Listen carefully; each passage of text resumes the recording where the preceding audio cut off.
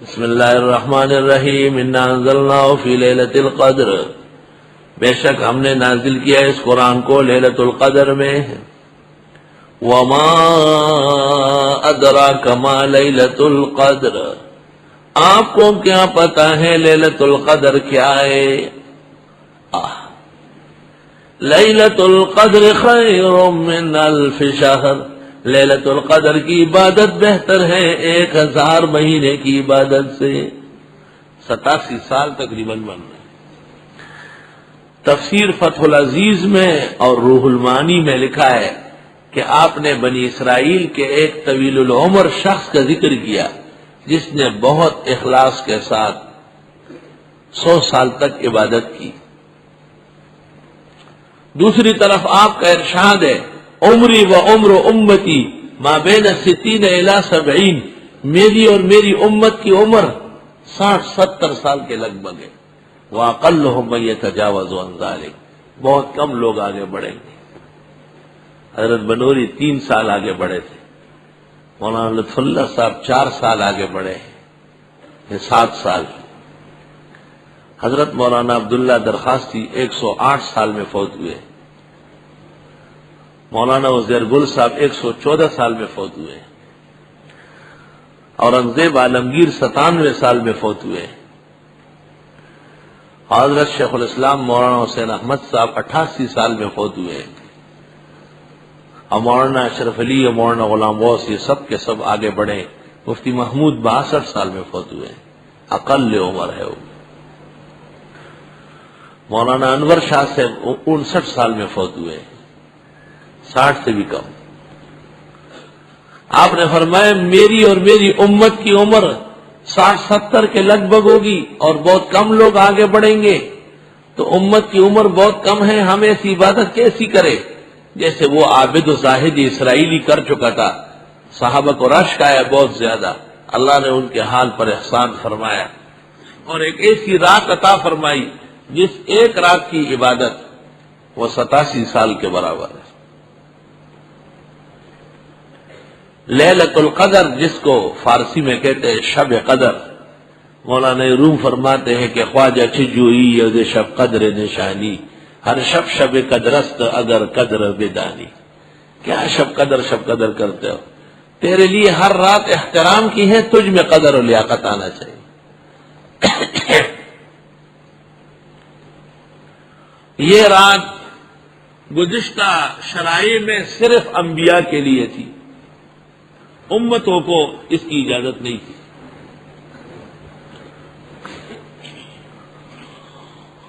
اور امت محمدیہ کو اولاً سال بھر میں دی تھی،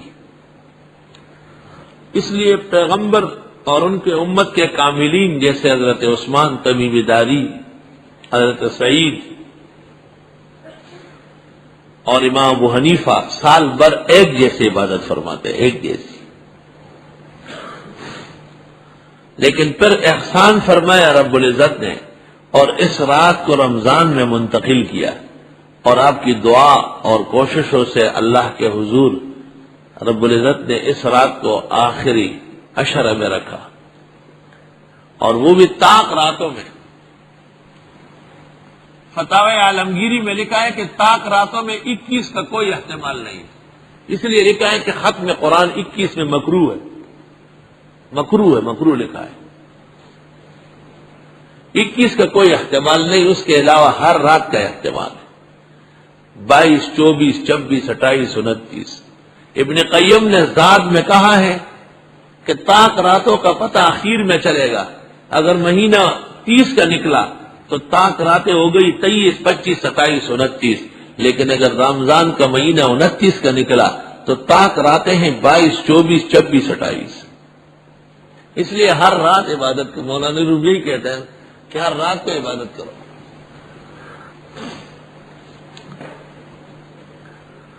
بخاری شریف میں ہے کہ رب العزت نے آپ کے ساتھ وعدہ کیا تھا کہ بس متعین کر کے دے، اور آپ بڑے خوش گھر سے نکلے۔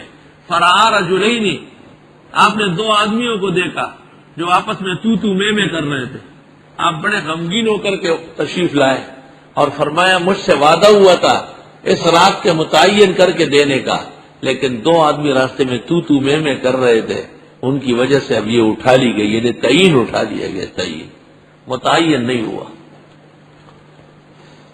اب سوال یہ ہے کہ وہ دو صحابہ تھے، مسلم تھے، مخلص تھے، جان نثار تھے، رضی اللہ عنہم تھے، اور ان کے شور کرنے سے فرمایا اور ان کے تو میں کرنے سے لیلۃ القدر کی تعین ختم ہو گئی۔ تو بزرگ راتوں میں جو بدعتیوں کی مسجدوں میں قیام اللیل کی جماعتیں ہوتی ہیں مکروہ تحریمی، ذکر بالجہر ہوتا ہے، ورفع الصوت فی المسجد حرام ولو بالذکر، قاری مرقات شرح مشکات میں لکھتے ہیں۔ تو جب تک دنیا کے اندر یہ مبتدئین موجود ہے، کسی کو لیلۃ القدر ملنا بظاہر مشکل ہے۔ لیلۃ القدر کے لیے پہلے اس قسم کے بونکاروں کو ہٹانا پڑے گا اور ان کو شریعت کے زاویے میں لانا پڑے گا۔ ایک مسئلہ اور ہے، وہ یہ کہ لیلۃ القدر ایک ہے یا کئی ہے، تو راجح قول یہ ہے کہ کئی ہے، یعنی پاکستان کے اندر پاکستان کے رمضان کے اعتبار سے اور سعودی عرب میں سعودی عرب کے رمضان کے اعتبار سے جس طرح نمازوں کے اوقات بدل سکتے ہیں اور طلوع آفتاب میں فرق ہو سکتا ہے، لیلۃ القدر میں بھی فرق ہو سکتا ہے۔ ممکن ہے جب ان کی 23 ہو تو جب ہماری 23 ہو تو ان کی 22 ہو، اس طرح ہو، لیکن تعدد لیلۃ القدر محدثین مفسرین کی مسلمہ ہے۔ اس سے یہ امکان پیدا ہوتا ہے کہ یہ جو بدعات اور خرافات ہے ان کے مرتکبین کو تو محرومی ہے، لیکن اہل حق جن کی مساجد میں ہر طرح سکون و سنت کا اجراء و اشاعت ہے اور نفاذ ہے، اللہ ان کو یہ مقدس رات نصیب فرمائے۔ لیلۃ القدر خیر من الف شہر، لیلۃ القدر بہتر ہے 1000 مہینے کی عبادت سے، یعنی اس رات کو جو عبادت کر لے۔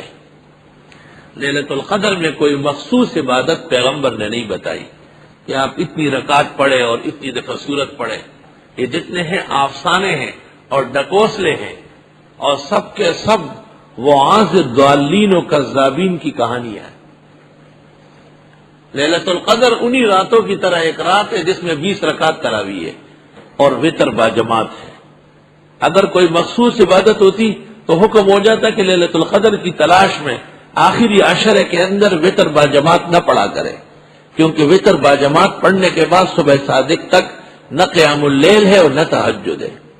فیض الباری جلد 2 صفحہ 420 امام الاسر مولانا انور شاہ نے محمد ابن نصر مروزی کے حوالے سے لکھا ہے کہ سلف صالحین رمضان میں تراویح اور وتر پڑھنے والے کو قیام اللیل اور تہجد سے منع فرماتے تھے، اور تحاوی میں ہے کہ صحابہ و تابعین کی ایک جماعت وتروں کے بعد نفل پڑھ کر فرماتے تھے کہ وتر اور اس سے پہلے کی عبادات چھٹ گئی، سب بیکار ہو گئی، آپ نے اس کے بعد نوافل پڑھے۔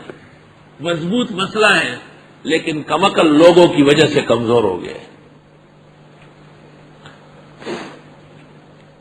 لیلۃ القدر خیر من الف شہر، اگر میں نے فیض الباری کے اس سے پہلے کوئی اور حوالہ دیا تو وہ غلط ہے، آج دیکھ کے آیا ہوں۔ فیض الباری جلد 2 صفحہ 420 ہے، شاید بعض نسخے میں 424 ہو۔